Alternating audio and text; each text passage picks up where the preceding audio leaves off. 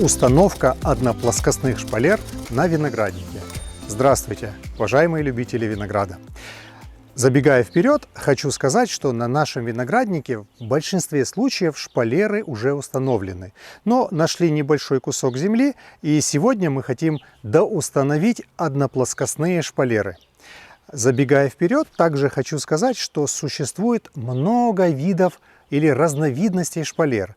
V-образные, T-образные, G-образные, двухплоскостные шпалеры и одноплоскостные шпалеры. То, о чем мы сегодня будем с вами говорить и устанавливать вместе с вами. Двухплоскостные шпалеры в основном у нас установлены на столовых сортах. Там мы оставляем много побегов, и где-то 40-50 побегов можем оставить. Поэтому, чтобы разложить весь куст на проволоке, мы используем двухплоскостные шпалеры. На технических сортах мы поставили одноплоскостные шпалеры, и сегодня будем доустанавливать. Также хочу сказать, что перед тем, как вы будете устанавливать шпалеры, нужно учитывать один важный фактор. Какой? Направление шпалер. Мы для себя устанавливаем шпалеры по направлению север-юг. Почему? Чтобы со всех сторон шпалеры или наши лозы, наши листики видели солнце. Это важный критерий. Ну что, меньше слов, больше дел. Пойдемте начнем нашу работу. Установку шпалер. Для установки одноплоскостных шпалер мы приготовили профильные трубы. Размер 40 на 40. Толщина стен 2 мм. Длина труб 2 метра 80 сантиметров.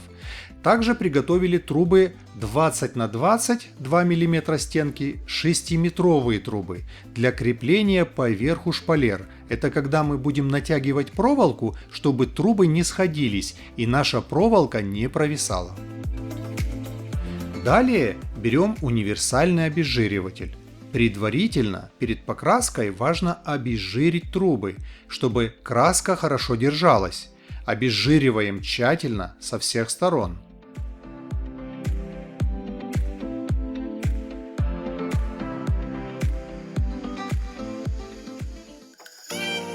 Покраска труб.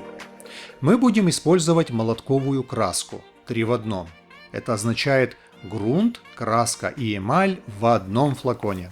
Перед покраской тщательно перемешаем краску, чтобы она стала однородной. Красить будем на 2 слоя, по мере высыхания. Важно эту работу сделать за несколько дней до начала установки шпалер, чтобы краска хорошо высохла.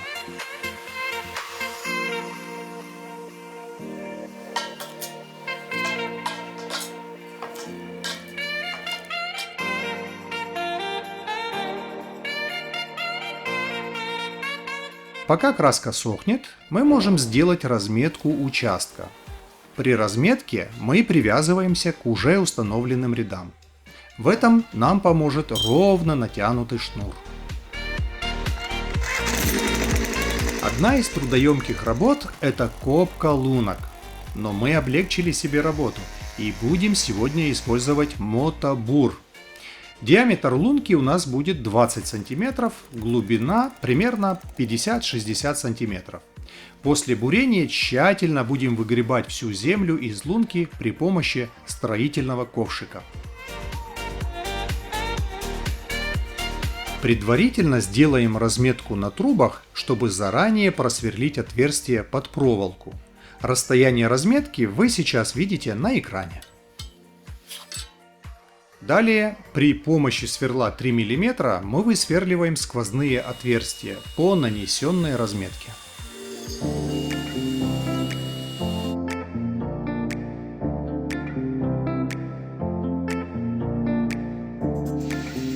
Для приготовления бетонной смеси мы используем электромиксер. Очень упрощает и облегчает работу. Пропорция цемент, отсев и песок 1 к 3.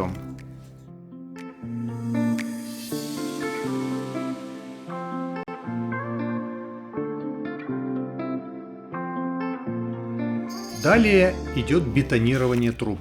При этой работе мы используем куски красного кирпича. Идет процесс забутовки. И здесь важно при помощи уровня четко установить трубы вертикально.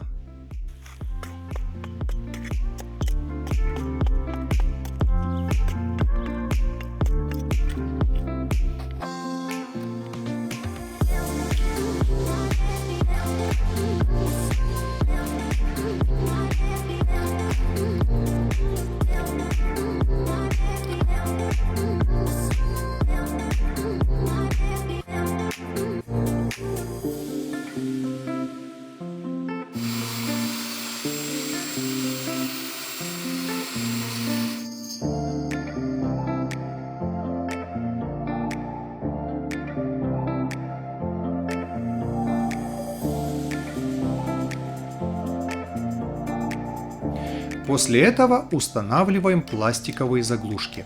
Иначе зимой в трубе, если будет вода, трубу может просто разорвать. И можно сделать отверстие у земли, чтобы влага не накапливалась. А сейчас при помощи шуруповерта и кровельных саморезов прикрутим 6-метровую профильную трубу, ребро жесткости. Без этой трубы невозможно будет хорошо натянуть нашу проволоку.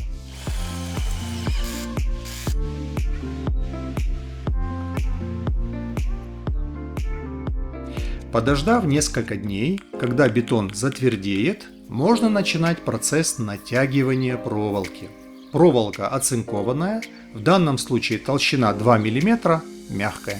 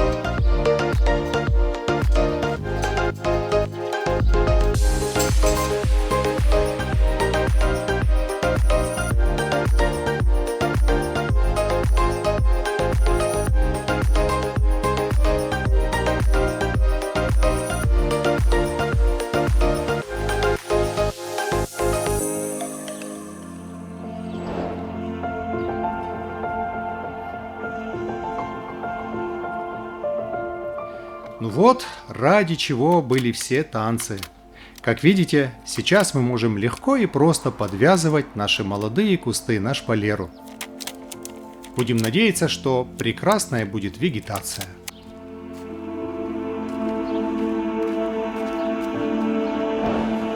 Фу, заморились немножко. Конечно, все, что связано с земельными работами, с металлом, немножко трудоемко, но процесс несложный. Сам процесс вы увидели от начала до конца. В принципе, виноград – это лиана, ему нужно где-то плестись, где-то расти.